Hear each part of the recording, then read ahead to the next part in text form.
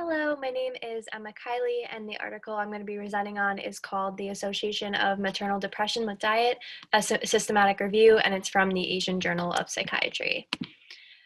And so as far as retrieving the article goes, I use the database Science Direct, and in my search, I included the following keywords: nutrition, depression, and review. And there were a good amount of authors for this study, and their names are a little bit tough to pronounce, so I might butcher them. So first was Rukhsana John from Fazia Medical College in Pakistan, Ahmad Waqas, who's from the University of Liverpool in the United Kingdom, Arshia Bilal from Fazia Medical College, Zili Huma Musasan from Medical College, Duwaria Omar from Fazia Medical College, and lastly, Atif Rahman from the University of Liverpool. And so the main takeaway that I really got from this article is that pregnancy can really be one of the most physically and emotionally vulnerable periods of a woman's life. Hence, the author's interest in potentially discovering some more holistic methods for reducing depression risk and severity in mothers. And I kind of thought there were three main questions that the authors were asking, with the first being, to what extent do healthier diets have a protective effect against maternal depression? The second being, which micronutrients are implicated in the development of pre and postnatal depression? And lastly, are there specific foods correlated with protection against maternal depression? And really, the key takeaway is that the authors are encouraging mothers in both the pre and postnatal periods to be conscious of their eating patterns and attitudes in order to reduce their risk for maternal depression. And so the objective of this literature review was to kind of sift through available literature concerning the associations between maternal depression and several different diet-related patterns, characteristics, and attitudes. And in order to do this, the authors kind of conducted an electronic literature search using the following databases: PubMed, CIN-AHL, Embase, ERIC, PsycInfo, the Cochrane Library, and Google Scholar.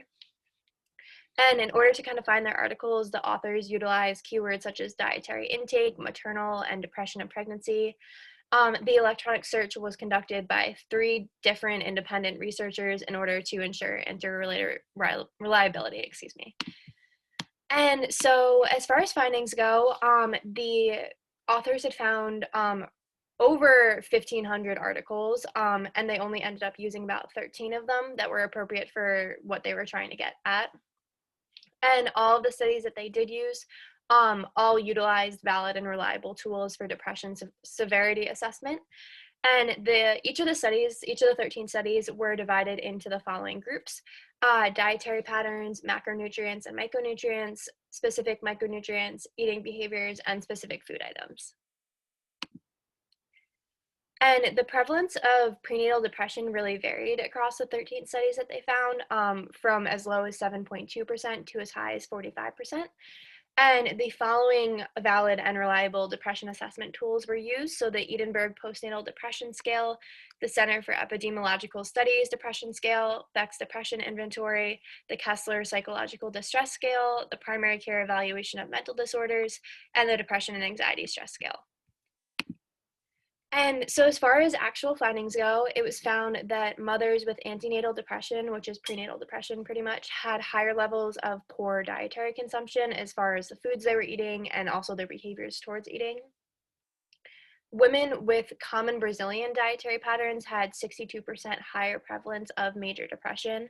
And a diet like that typically includes beans, boneless beef, chicken, eggs, and coffee. And women reporting less severe depression symptomology tended to consume higher amounts of most nutrients, so calcium, iron, potassium, folate, all of which are important in pregnancy.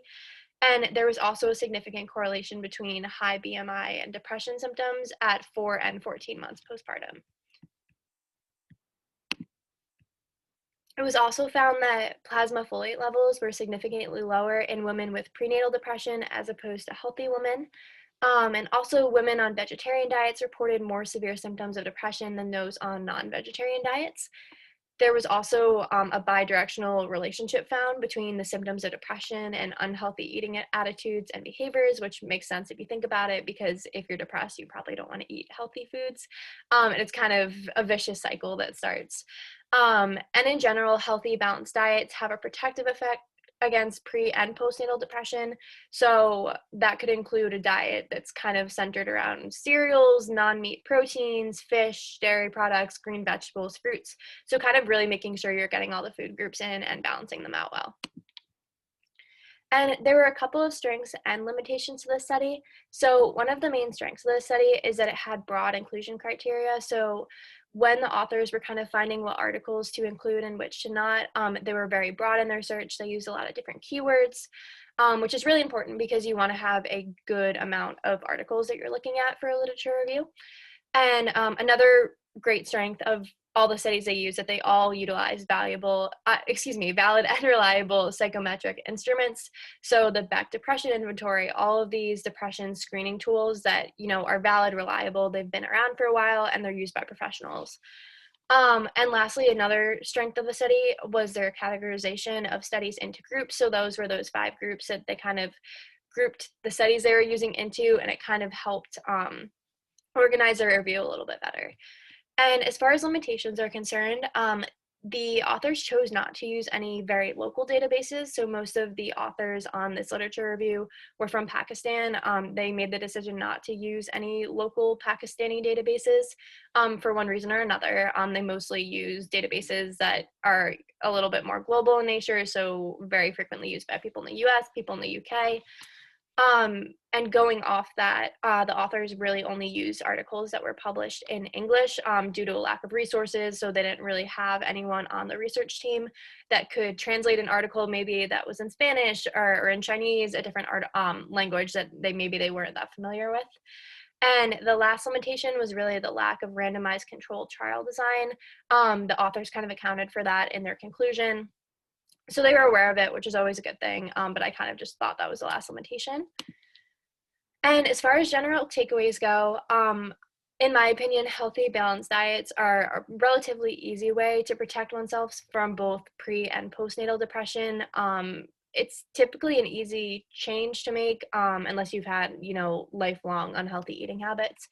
And there's really no harm in it, which is a great thing. There's no side effects of a healthy diet. So it's always a great way to kind of protect against all kinds of things, but in this case, maternal depression. And as well, another really interesting thing as well is that nutrients such as folate are really important during pregnancy, and they tend to have a protective effect against maternal depression. And lastly, women with pre and postnatal depression tend to have more negative eating attitudes and behaviors, which can worsen their symptoms, So that kind of goes back to the cycle I was talking about, where if you're experiencing depression, you might tend towards your comfort foods, which are going to be your refined carbohydrates, maybe your unhealthier foods, fast food. But that's really not going to help you feel any better when you're experiencing symptoms of depression. So it makes perfect sense that women who are experiencing pre and postnatal depression are going to have unhealthier eating habits, or if they do start out with unhealthier eating habits and they don't necessarily have any symptoms of depression, and they are somewhat predisposed to pre or postnatal depression, that those unhealthy eating habits can kind of make them even more predisposed to developing maternal depression. So it's really important that pregnant women try their best to keep a healthy, balanced diet. And as far as future directions are concerned for the study, future studies may consider utilizing screening tools that have a more established specificity for prenatal and postnatal depression, and pre and postnatal populations, I should say. And additionally, future research may seek to evaluate the cellular mechanisms through which specific micro and macronutrients such as folate decrease the likelihood of developing pre and postnatal depression. I'm specifically really interested in that. I really enjoyed our cell biology class here. So I'd love to kind of know what's happening at a cellular level and how folate is kind of protecting against the development of depression in women who are in the pre and postnatal periods. And other studies may also look to explore effective dietary interventions for women experiencing maternal depression. So maybe more specific diets they can go on, maybe some foods they should avoid, some supplements they should take. So I'd be really interested to see more specifically kind of what interventions are available to protect against pre and postnatal depression. And as far as why this all matters, maternal nutrition is very, very important because it affects not only the mother, but their child as well. And carrying and raising children, of course, is probably one of the greatest challenges a woman will face in her lifetime. And maternal depression can greatly impact the ability to parent. So the more you can do to kind of protect against developing it, the better. Um, and lastly, the pre and postnatal periods can be really, really vulnerable and stressful times for women.